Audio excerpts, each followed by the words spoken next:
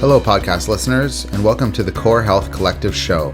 My name is Ben Bowen, and on this podcast, we will be exploring what it means to be an entrepreneur in the health and wellness industry. We will explore the many opportunities and challenges we go through to improve the human condition with the products and services we sell. Hey everyone, welcome back to another episode of the Core Health Collective podcast. On today's episode, we've got an old friend of mine, a new friend of mine. He's a vendor of mine when it comes to our fabulous office, and I'm really excited to have him on the show. His name is Dave Robinson. Welcome, Dave. Thanks. Excited to be here.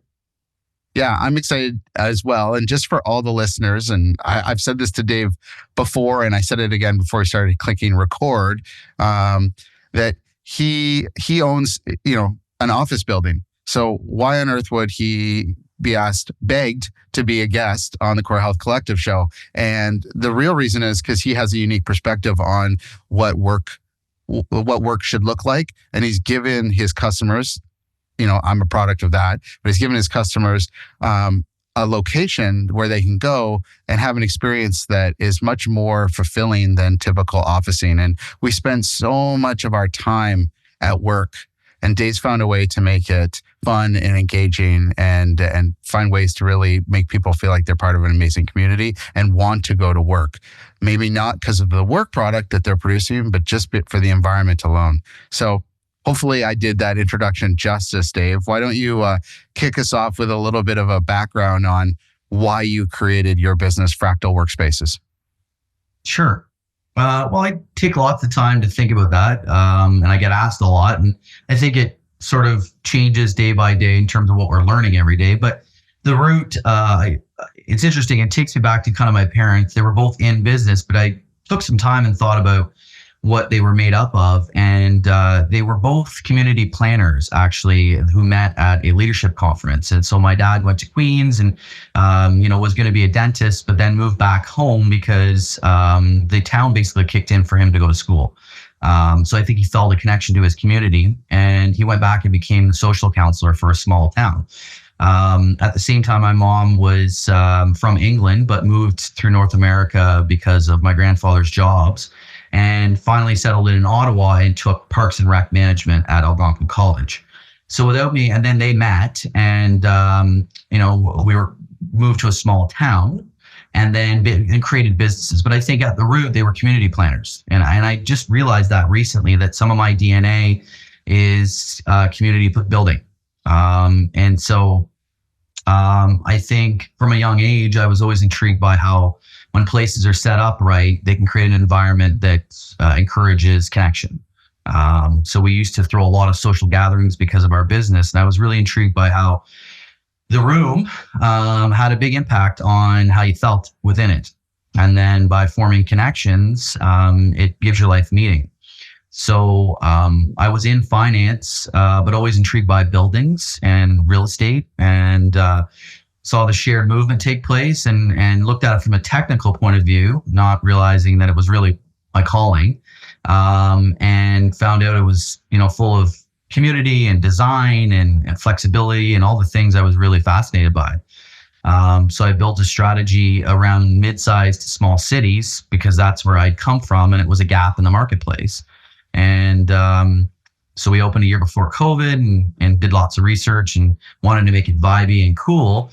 And had some good success, and then COVID hit, and that was a scary reality, but then it quickly became an opportunity because people were moving to mid-sized cities in sort of hopes of a different type of lifestyle that I think you and I both understand. By living in Kingston, it's a pretty cool lifestyle of, there's opportunity, but there's also peacefulness that comes with it. So that's kind of my backstory. I like the backstory was great. I like that you shared kind of your parents and the influence that you got. At one moment, it did feel like a Seinfeld episode where you're like, and then she moved to Ottawa and yada, yada, yada. Dave was born. And then after that. Yeah. I wasn't trying to spend too much time on it, but it has given me insight to understand what makes me tick. And I think COVID forced us all to stop and think about what we wanted out of life, which has been a macro shift. People thinking more of their life, not just work. And so that's also part of the shift that's gone into the workforce, of them wanting some life, not just a job. But I think it also forced me to deprogram some of the things that I thought were you were supposed to do in business. A lot of the business training and, getting as big as you can and raising money and all those things. And I kind of started to question them. And so the strategy that I had before COVID was to open more of these in mid-sized cities. COVID then forced me to stop and say, I think the time that I have around the people that matter is more meaningful to me. So I started to look within and look at Kingston and the size of the city and sort of its potential. And at the same time, 15-minute cities have been gaining more traction. So we're naturally a 15-minute city because that's what it takes to get from one side to the next. And so I really unless the causeway's closed. Let's be clear on that. Yeah. And so I think now it's forced me to really look at truly building community. I think I've realized that building co-working spaces in other communities probably won't work that well. Not for me anyway. So I leaned into trying to understand what does a community really need, and also kind of tripping out a little bit on where we could work, how we could work. I'm a bit of a crazy person when it comes to the potential of where and how we can work. So I have big lofty dreams of like really playing around with the environments that we can work in, which I think is part of our topic today. But I think we're talking about wellness in work. So I don't want to lead into a place that you don't want to talk about, but what do you want me to just keep ranting? No. So I think we'll get there for sure. And like the last thing you said was wellness at work, and it's so important as like part of this conversation because again, you're essentially offering, creative office spaces, unique office spaces, lots of flexibility for, one person with in a lounge membership or private offices or team offices or boardrooms or events. So you kind of have it all covered. But you said wellness, and we are talking about wellness on this show all the time. And like, I'd love to get your perspective because I know you're a mad scientist, and we are definitely, for the listeners, we are definitely going to hear Dave's craziest idea of where people will want to work. And I'm, whether it's hanging from a treehouse or in a glass box below the ocean, I don't know. We're going to find out where you think, because I know you're a mad scientist of workspace. But I am curious, how do you see the traditional office space and how people are thriving or surviving in traditional office versus having some flexibility and creativity where you work? And I know that there's this big shift that started, a big shift started before COVID. You and I know this in the United States and in Europe. Canada was a little slower. But during COVID and post-COVID, it's still evolving. So like, how do you see, like you talk to a lot of people, how are people feeling in traditional office space versus a creative environment like the one that you have? Well, it's different for every company, but I think what's the major shift is the relationship between companies and employees is changing. And so that doesn't apply across the board because certain industries don't have the ability to adapt their environment too much. If you're a construction company, physical place is required, so only certain industries can embrace flexibility, so knowledge-based industries can sort of embrace our model a little easier than others. So our business doesn't work for everybody, but I think the relationship between the company and the employee is changing and it's becoming more balanced. Some of the greatest companies I think are providing more trust and flexibility. And so they're distributing their workforce where those people want to live, which is a huge advantage. If you can choose where you want to live and work, you can attract better people. But that distributed network requires a new type of office. So I think the companies that use this space the way that is the most powerful is they distribute their people. And if somebody's in Kingston, they let them use Fractal any way they want. So that's one user type. There's also companies that are just changing how much footprint they have. So we have about 13 different avatars, which makes it challenging from like a solopreneur to a big company.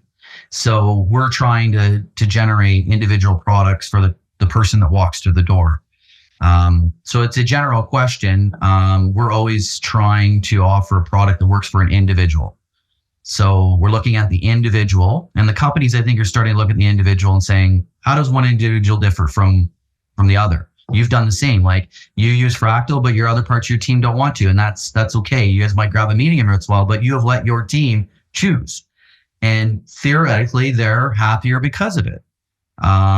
So I think that's where we thrive the best, is letting the individual choose. I always design this for the individual, knowing that I'm a little bit of a mixture of an introvert and extrovert. And there's days that I just don't want to see people. So I designed it to give you the option to choose how and when you use Fractal. So that's interesting to hear that you're a bit of an introvert and extrovert. I actually didn't know that, because I say that all the time, and I don't know if you know that about me, but you'll see me in moments where I'm in the environment laughing and chatting, and then you'll see me, there's a big event happening. I'm in my office just doing work. So it's interesting to hear that about your personality. Introverts. It's just when they decide to present and entertain, they are the best, but that is consuming energy. So then they need to go somewhere and recharge. So I think the traditional office didn't embrace that. It was show up every day. You got to be seen, and they're following you. So I think at the heart of it, the big shift in office space is to provide the individual what they need. Now there's a level of trust that comes with that. So if you're an employee that's going to abuse that, then you have to then face the consequences. And so companies are learning how to, trust yet monitor. So I think my ideal, if I was to build a team, it would be let them distribute and then get them to come together in some format from time to time to clarify details on projects and then let them disband. So I think we'll see new types of distributed models, but I think we will get together in some way. I think it needs to be innovative on how we gather. Yeah. So how are companies going to get together? Because it seems, I talk to a lot of people, and even in my world, we've gotten so good at distributed workforce now that we've also figured out that we can hire people further away from HQ, and maybe at a distance that's tough for that person to travel towards HQ. So what do you think, that is happening now, or where do you think companies are going on kind of solving for the togetherness? Like, how often should we be together? And then what are we doing when we are together? Well, it's possible that you don't have to gather, but I think companies have a responsibility to provide resources so that the person stays healthy. So, because everybody finds their own community. If you talk to anyone, they're into something. They're either into CrossFit or they have their own community of people. So I think if companies can embrace the fact that staying at home all the time is maybe not ideal, but financing gym memberships or financing a co-working space or whatever it may be. So that's the pure distributed model. The one that I experience the most is maybe an international company that has a Kingston office with, let's say, 30 people in it. So they're shrinking their footprint, and they like co-working because it gives them flexibility. It's also fully managed. And I think those companies are asking people to come in sometimes, but giving them usually 2 or 3 days at home. So that seems to be pretty effective too. That's one model. Show up, let's chat. How you doing? What do you need? And then go back and work on your project. So that's another version of an avatar that we see. And then there's some that, don't have, so there's multiple versions of users. So it's hard to give some broad statement about how companies are going to tackle it, because there's no two companies that are the same. So I don't really know how to answer the question in complete accuracy, but we're seeing many, many different versions form. Okay. And so it sounds like people are just still trying to figure it out. Companies are trying to solve for it. Yeah. And I know I'm going through the same thing, and it's all positive. It's just, what's the next version that feels the most right? And it's not the final version, I'm sure. So I see you in the space. I know that you know everybody. Is there, how have you, I know it's anecdotal data, but what type of person really thrives? Or I shouldn't say that. That's not the question. The question is, of the people that are in the space, who are the people that have the most success, seem to be doing great work, very happy, and what are their kind of daily habits as it pertains to the space? Well, it feels like generally what's happening is similar to what happened in high school. So you went to high school and everybody built an identity for you. Sometimes you didn't buy into that identity. It was just, who they made you into. You go to university, you get a new clan of people, and you get to rebuild yourself. Yeah. Right? And then you go to work, and then you get in this routine of, oh, you're this guy or you're this girl. And you're like, it's not really what I want. The people that I've seen that have thrived the best here is they were looking for a new chance to become who they wanted to become. And they were ready for a shift in maybe the people that were around them, the environment, some of the new opportunities that exist. So the people that are at that stage typically enjoy Fractal the best. They meet a new friend, they find a new opportunity. So you have to want to find a new stage in your life. Those interesting. I hadn't considered that. Yeah, I could definitely see that. Yeah, you open my eyes to something. Like people like you and I, it's like mid 30s to early 50s, late 50s. Like we're a little bit of an older demographic for co-working. Like co-working has the bias of being for young startup hipsters, but we love co-working and we're kind of older. Yeah, we're hipsters. And for the record, anyone that's just listening to this and not watching the YouTube video, neither Dave or I are in our 50s. And if you're watching us on YouTube, it's obvious that that's the case. But yeah, but you and I are kind of like older versions of hipsters, right? But to your point, you're like that.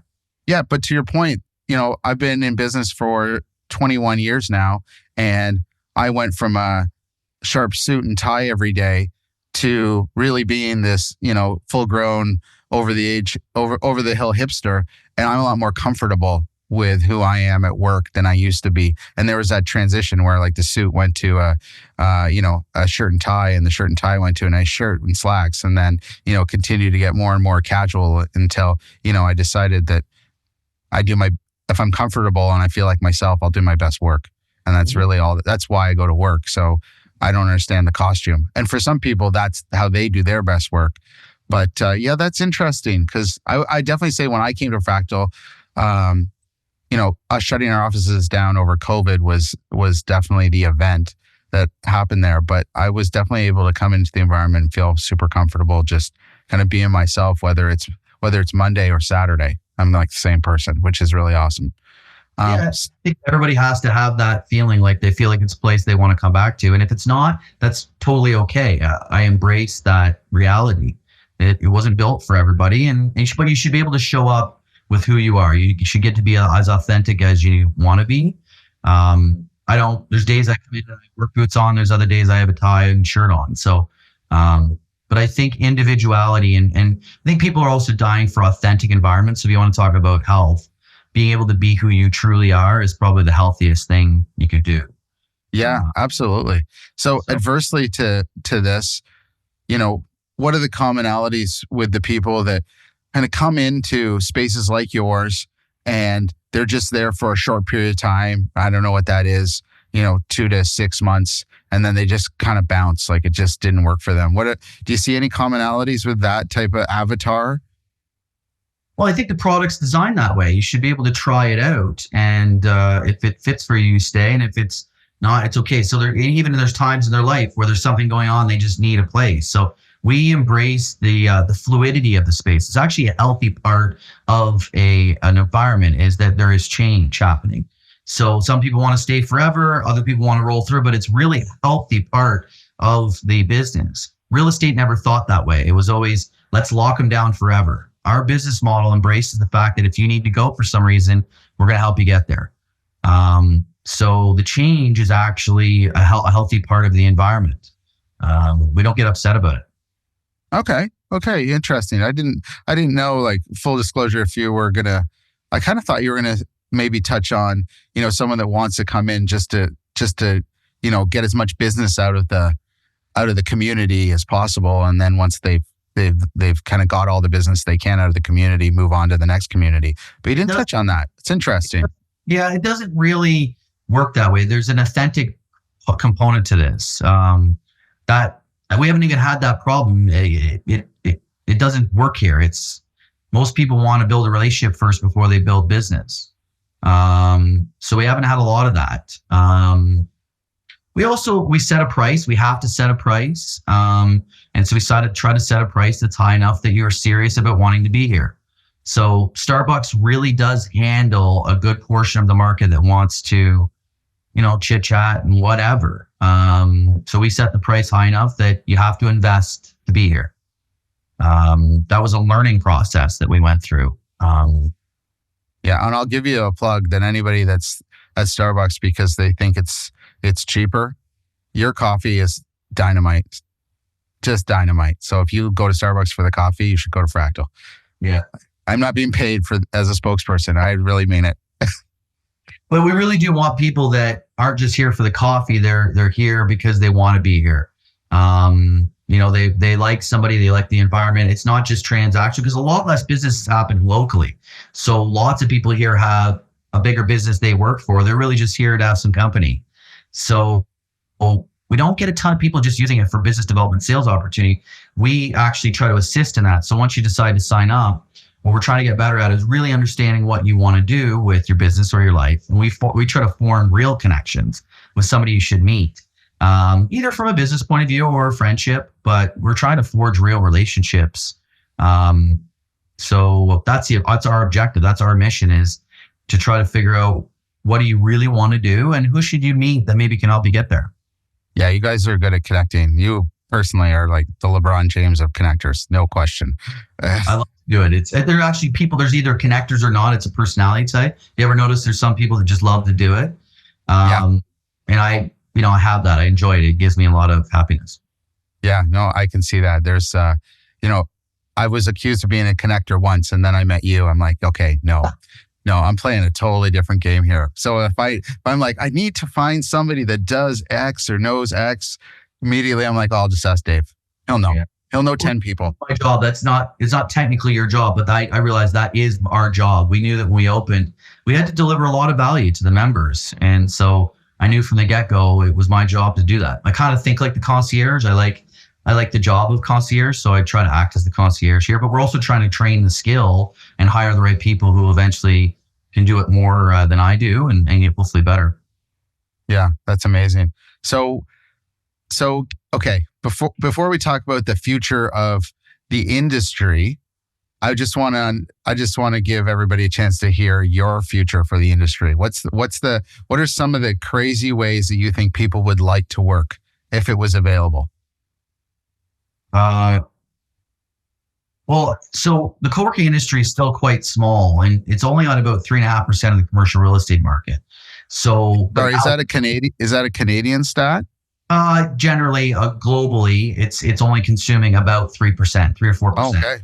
No one knows what COVID did, and the prediction was at a JLL before we started that was going to get 30% by 2030. That was before COVID. So nobody really knows, but it could be approaching half the office market needs a new product, which is a pretty enormous market.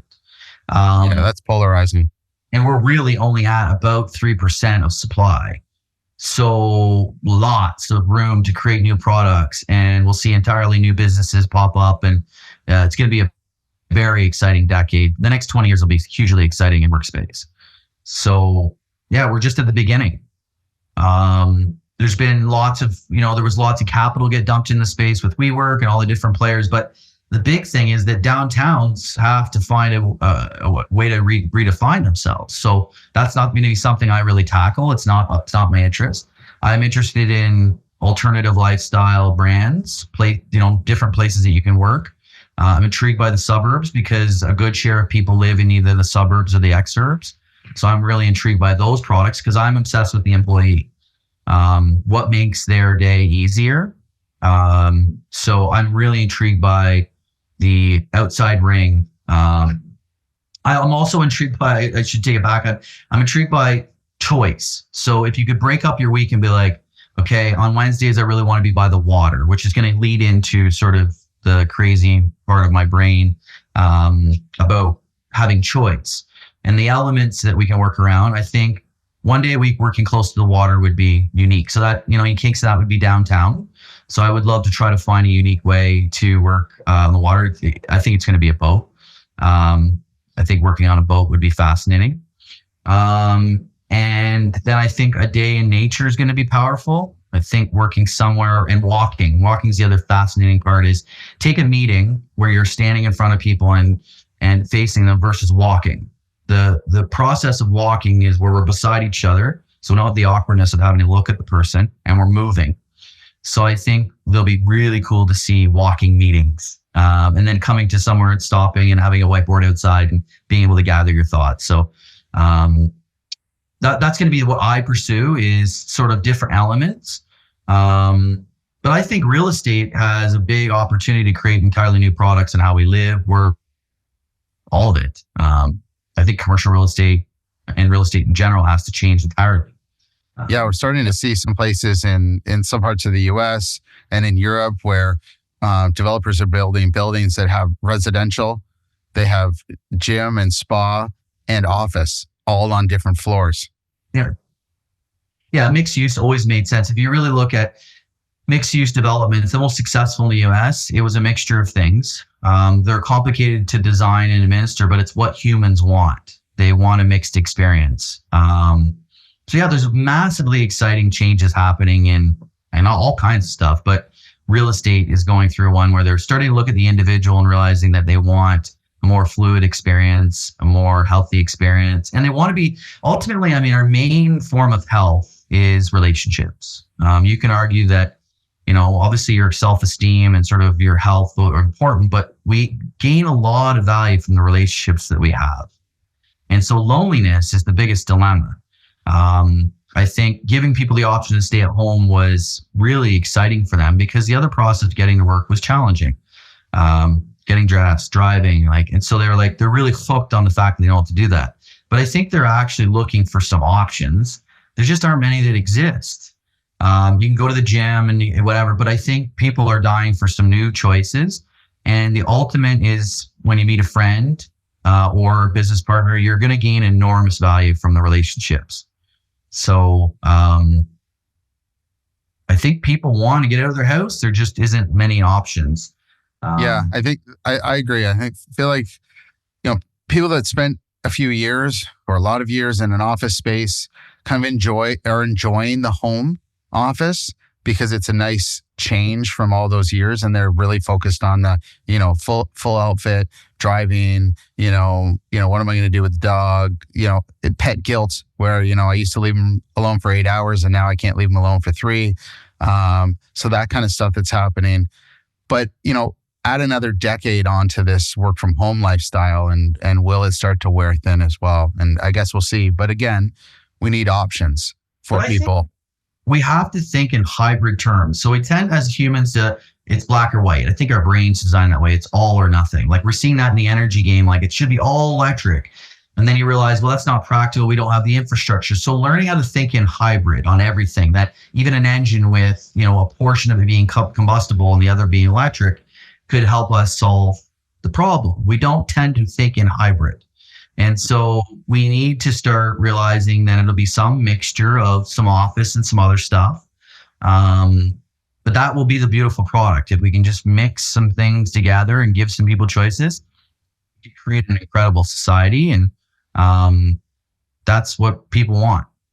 Yeah. Interesting. So I was in New York City with my family a couple weeks ago and went to the Apple store. Very cool, that one. It's all underground, kind of like the Louvre. It's a glass box above ground, and then you walk down. I don't know if you've been in there.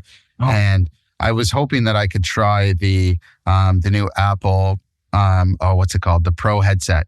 Mm-hmm. And lo and behold, I couldn't because you needed an appointment. I should have known that. And we couldn't stick around for 2 hours until I could get an appointment. So I didn't try it. But it got me really thinking as I'm walking through New York after this and seeing all these skyscraper office buildings and thinking it's full of people working in there. How will technology like this Apple Vision Pro or other technology impact the office space? And I'd love to hear your thoughts on it. And is it going to be a positive, a negative, if we're talking about the employee or the property owner? And what's the timeline? Yeah, the price has to get to a place where it's more accessible. But I think it's super exciting. It's going to take some time, but look at this version we have right now. But think about, we have a headset on and we're closer to each other and we're in a new digital environment.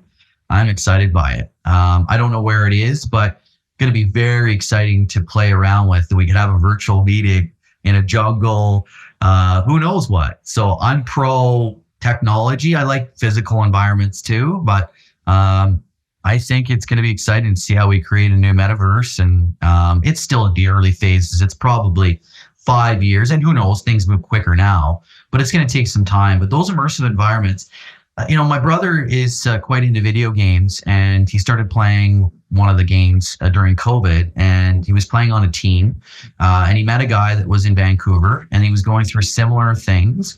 They became friends, and he said he shares things with him that he wouldn't share with anyone else. So you can build online relationships that are valuable. And so all I really care about is that humans have a meaningful set of relationships in their life. I believe that is the biggest health contributor, is having some people that you like being around. Yeah. I can just see the fractal workspaces, 3D room that you guys create because you're amazing at creating workspaces. And then like I'm traveling somewhere and I just jump into fractal from wherever I am using technology, as opposed to me not needing a co-working space. It puts me into the best ones. Yeah, for sure. I just went to the Sphere in Vegas, and that was a early example of how the image quality is getting so strong, but they even were handling the smells and the temperatures of the experience. So the Sphere is incredible. But we're going to have a hard time distinguishing real life from digital life in the near future. Yeah, very near future. Yeah. I think if it facilitates a really cool experience, I'm pro innovation. Yeah. Me too. Very interesting. Okay. So, I'm going to give you a chance to plug Fractal one last time, because I let everybody plug their businesses, because we only bring people on this show that have amazing businesses that are making their communities better. And Fractal, from an officing perspective, is the only one in my perspective. So I'm also a client, right? I'm not just the president. I'm a client. I'm also not the president, but yeah. Anyways, someone that's working from home or in an office space that has the ability to work in another location, hybrid or full time, and they don't know about Fractal, what would you say to them? Well, we're in the west end of Kingston, Ontario, Canada. And we're a 5-year-old company. And so we've gotten pretty decent at sort of creating unique spaces and packages. I think it's best to come and try it out. You'll know right away. Like, you'll know whether you like it or don't. And if you don't, that's okay. But there's lots of ways to use it. It could be just a meeting room. It could be for the day. You can get a membership. We're trying to add programming in that's of value. So we try to do happy hours and events, and we try to make it interesting. And we have everything from a solopreneur up to large scale companies. We have about 15,000 square feet over 3 floors in a building with lots of natural light. We set up in a mall deliberately because we're in suburbia. Makes it easy access off the road, parking's included. And there's restaurants and gyms in the plaza that kind of make it easy if you want to get out and do something. So this is our first version of a space, but we're getting decent at it. And we'd love to have you come in and decide if it's for you. Amazing. I almost wanted to come in for my first visit after that, but I realized I'm an OG, hopefully. Yeah. Anyways, Dave, it was really great chatting with you. I know I see you around the office. Not nearly enough. You're a wealth of knowledge. You're a great connector. And I think our listeners will really love to hear your perspective on what healthy working looks like. And hopefully there's at least a few people that listen to this episode and think, you know what, I have an opportunity here. I'm not totally happy. I'm feeling either alone or I'm feeling, a little depressed or not fulfilled.